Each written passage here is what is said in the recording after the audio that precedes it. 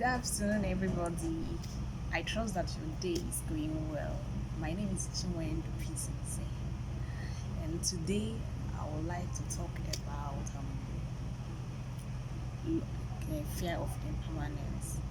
If you can remember in the last video, I mentioned 5 things that we need to know or give up if we are going to actually begin to live the way we have been created to live our lives here on planet Earth. And if you can remember, I also talked about the emerging system, the new system of things, and the new system of living and being in on this planet Earth. That if we are going to really make it into the new evolutionary phase of the earth, then we need to give up our old ways of being and living here on earth. They will no longer serve us. So that means that this is a call for us to begin to truly give up on those things that are no longer serving us and begin to imbibe things that we actually need in our lives. What would that look like? Let's say you are giving to anger and it's no longer serving you. So this is a call for you to begin to actually work on yourself and begin to give up this anger, to begin to imbibe gentleness or whatever it is that you need in your life in this new evolutionary phase. If you can remember what the Bible says, that there will be a lot of shakings, that things will be shaken, that the only things that will remain are the ones that cannot be shaken. So the system of things as we know them are being shaken, even in the world at large and in our personal lives. We need to wake up. We truly need to wake up to how things are. Life is not actually about waking up every morning and hustling after money every day. Money is very, very important. That's not what I'm talking about. It's very, very important. But there is more to living this life. There is actually how we have been created and designed to live this life. It's not about hustling and this forceful control way we have been living it, and that will no longer serve us. That is living our lives from outside in. This is an era of living from inside out. It's an era of taking our attention from outside to our within. What are your thoughts like? What are your ways and actions like? Remember in my last video I talked about the nature of our reality, how we create our realities with our thoughts, ways and actions. So in this new era, you are being called to begin to take your attention inside, begin to become aware of your thoughts. What are you thinking about the time? How are you creating the next moment of your life?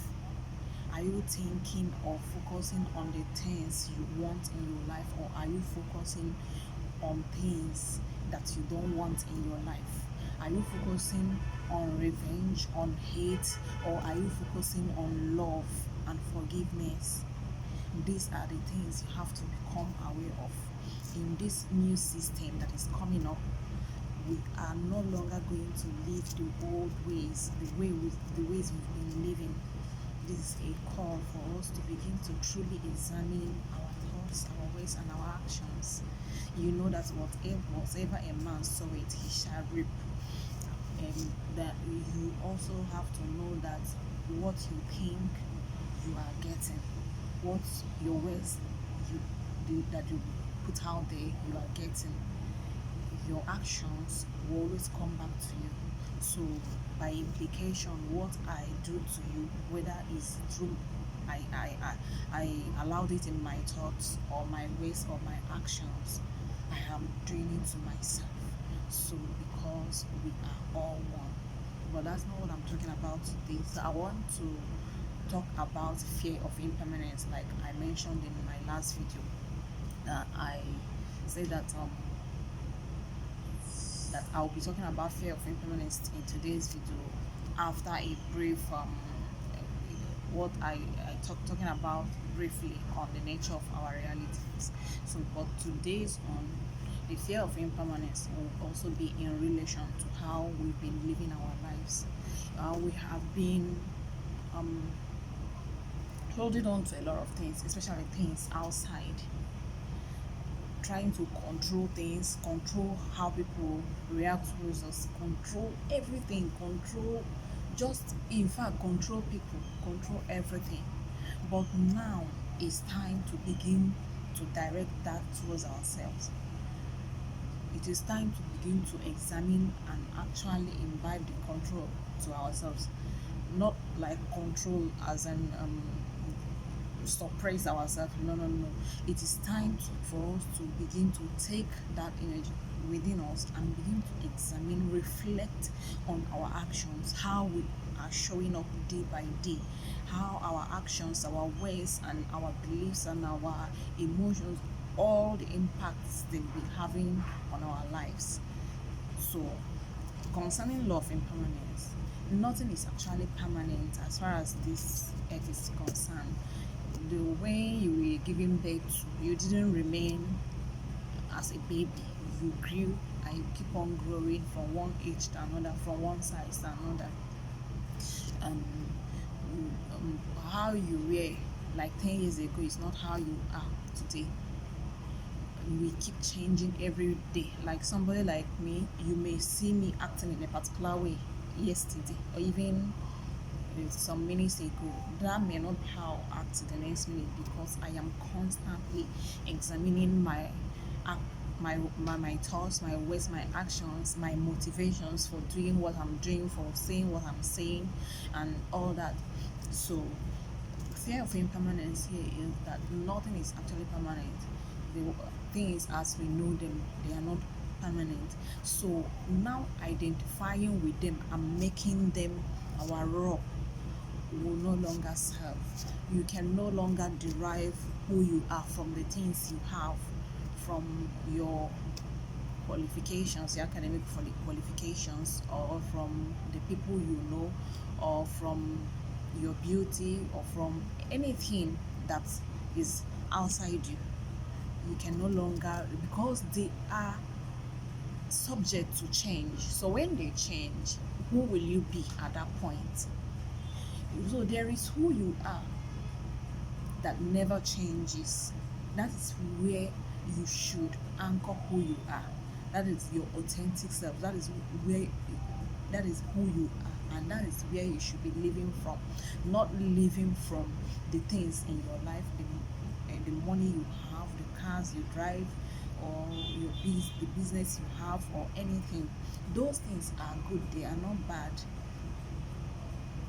But if you are over identifying, you have in fact anchored everything about your life on them, then that is where the problem is, because nothing is permanent. So, and because of that, because we often anchor our faith, anchor our lives on things outside us, and deriving our sense of importance and our worth from those things, then we often live in fear of impermanence. We are often afraid of losing those things. But if you know that in the first place, those are not who you are, they are just things in your life, and from the beginning you don't just identify yourself with them, then there will be nothing to fear, because who you are is not in time. You are a timeless being.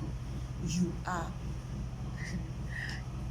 you who you are is beyond this place. So you are a timeless being. You are,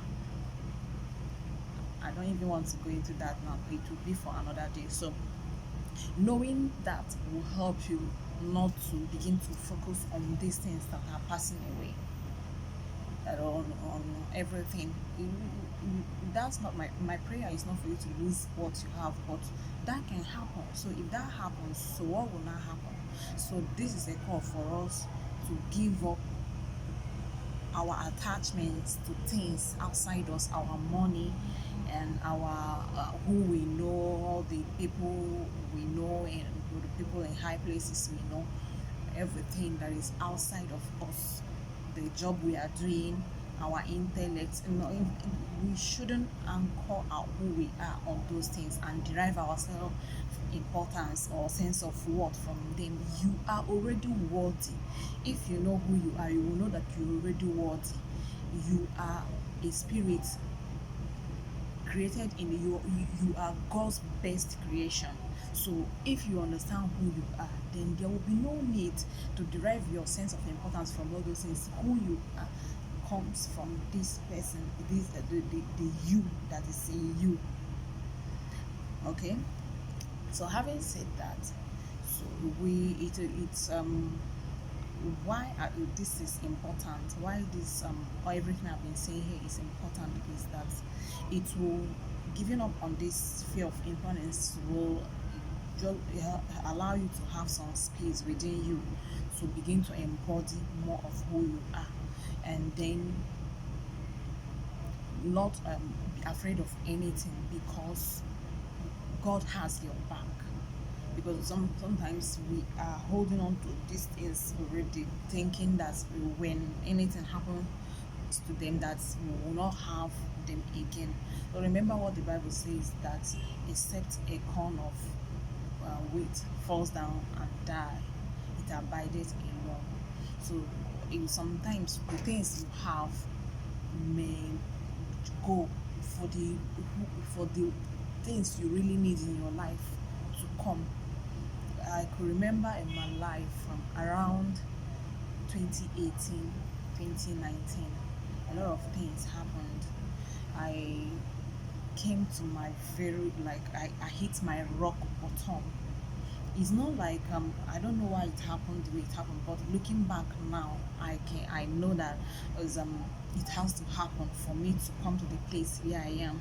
So sometimes that period I was trying to hold on to a particular image, to a particular holding on to what I thought was my dignity, then holding on to stuff.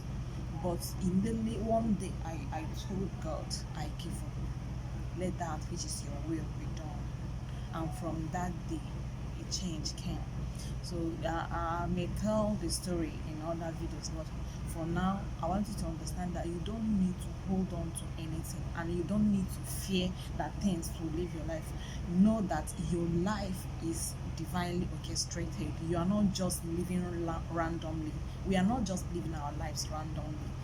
Our lives are being directed. Nothing is random on this earth. Our lives are being directed as they should go. Yes, even that condition that you think God has forgotten you, have not been forgotten. No, you haven't. You have not been forgotten. It is when maybe a year or two from now, you look back and you will say, "Oh, thank you that I had to go through that," because we have been trained to always think that some things are bad and then some things are good. No, no, no. Nothing is actually bad nor good. Things are, the things you're calling bad are part of life. The things you're calling good are also part of life. Probably the ones we call good are the things we enjoy, and the ones we call bad are the ones that are hard. But that is how life is. I think in Proverb, I can't remember the actual chapter and verse. It says that in both the good times and the bad times are said one over another, and that is how life is. So you just have to accept them as things that they are.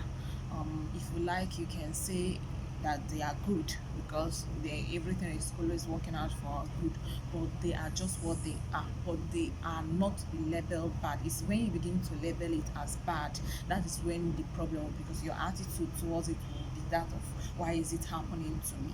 So life is that way, because at some point you have to grow, you have to leave who you used to be and grow into who you ought to be. So most times those things we pass through are the things that will propel us into who we are supposed to be. So now if you don't lose fear of impermanence, you will always want to hold on to that person that you think that you are, that you ought to be, not knowing that you are being divinely guided, your life is divinely orchestrated, that you can step into um, that if you give up that and allow it to grow, then that which life has for you, God has for you, will now begin to emerge.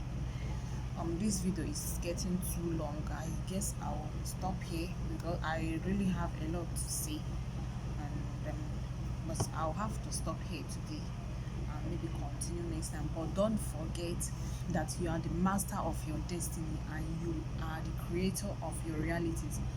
Do not give your power away to anything or anybody.